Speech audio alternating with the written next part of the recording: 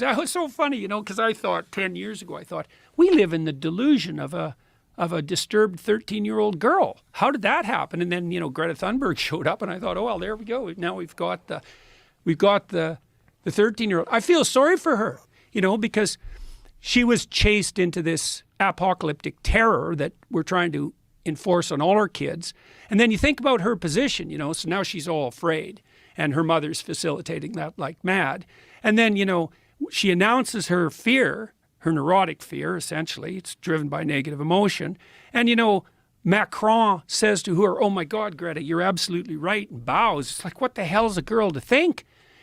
Because what she really wants is to freak out a bit and for someone calm and reasonable to say, hey, look, kid, the apocalypse has always been on us. It's always the case that the future has the possibility of being dreadful. But, we've conquered terrible things in the past and overcome massive obstacles, and there's no reason at all not to assume that we can do the same thing. That's a very important point. Well, yeah. It's such an important point because there's never been a time ever where everything was perfect. Well, that's for sure. There's never been a time ever environmentally where the earth was stable.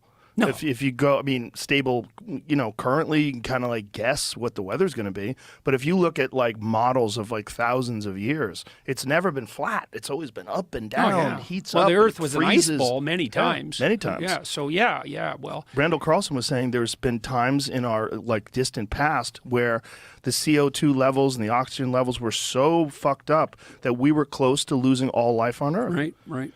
And then this can happen. See, the antithesis to that is to believe in something like the intrinsic paradisal stability of well-balanced Mother Nature. Right. It's like, yeah, a bit, but no, not really. There's a lot of variability, a lot. And of course, that kind of variability, that's hard on people because you want a certain amount of stability so you don't die. Right, but it doesn't deny that human beings have an impact on this either.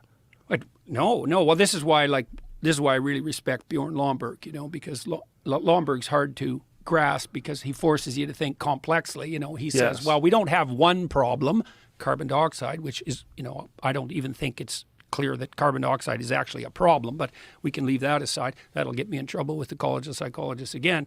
But, Lomborg says, it's a factor.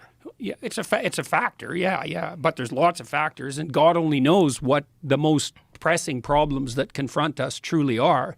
When I wandered through the ecological sustainability literature about 10 years ago, and, I concluded a couple of things. One was that the best way forward to a sustainable planet is to make everyone who's poor rich as fast as you possibly can. And that's Lomborg's position, not to put limits to growth on, because it turns out if you get people above about $5,000 a year in average GDP, they start taking a long-term view of the future instead of scrabbling around in the dirt trying to get lunch, and you're going to burn everything up around you to stay alive if you have to. Right. But if you got a bit of wealth and now you can think over, maybe a 20-year period, which is quite the damn luxury, then you actually start being concerned about, the quality, the aesthetic quality of the local environment. And so I was so excited when I found that data because I thought, oh, this is so cool. It means that we could have our cake and eat it too. We could work really hard to provide cheap, reliable energy, at the lowest cost possible to the widest number of people worldwide. And the emergent consequence of that would be the whole planet would clean itself up.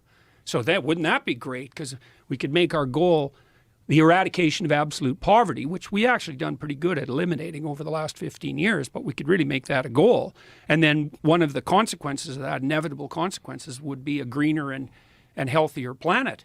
And then you think, well, why aren't we doing that? And that's a question, all right. And I think part of the reason is I've been trying to understand the driving ideas underneath this globalist utopian tyranny that seems to be developing from the top down. And I think it's driven, at least in part, by this religious vision that I already described, that you have to construe culture itself, especially industrial culture, as the tyrannical father raping and pillaging everything in its way, which is unbelievably dangerous way to think, too one-sided. And the idea that you have to impose limits to growth on people in order to have a sustainable planet. And that's allied with a view that probably stems all the way back to people like Paul Ehrlich in the 1960s, who really believe,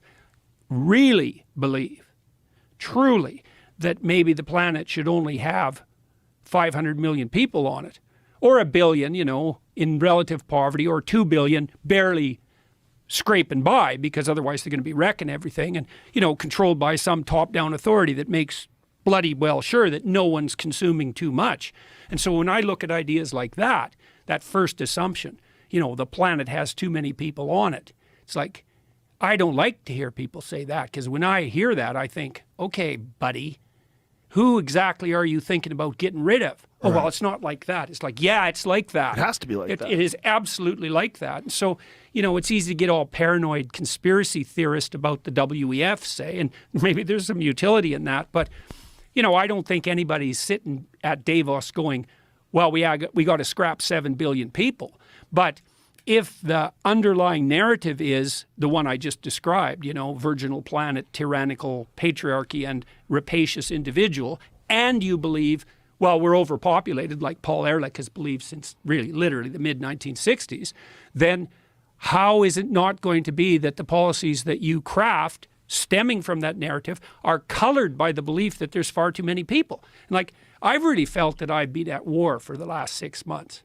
And I would say it's war because what I observed happening in Europe when I was there last was that, well, and you can see this, you don't have to be in Europe to see it, but it's more direct if you're there, is that it's pretty damn clear that the globalist utopians are willing to sacrifice the poor for the sake of the planet. And they're doing that by cranking energy prices up through the roof, and that means that people die. Lomborg has estimated that maybe you have to turn your thermostat down by 3 degrees, right? Save the planet. We don't have enough energy. We'll pay you not to use your electricity between 5 and 6, which is what they're doing in the UK. You turn your damn thermostat down 3 degrees, that sounds like nothing. But if you're old, that radically increases the probability that you'll get a respiratory disease and die.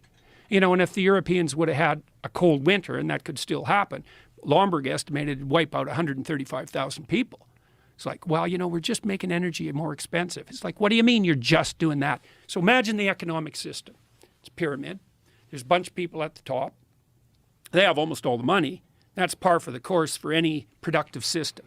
Any system that's productive ends up with a distribution like that. It's like a law of nature. And then you move farther down the pyramid till you get down to the bottom where most of the people are, and they're barely clinging on to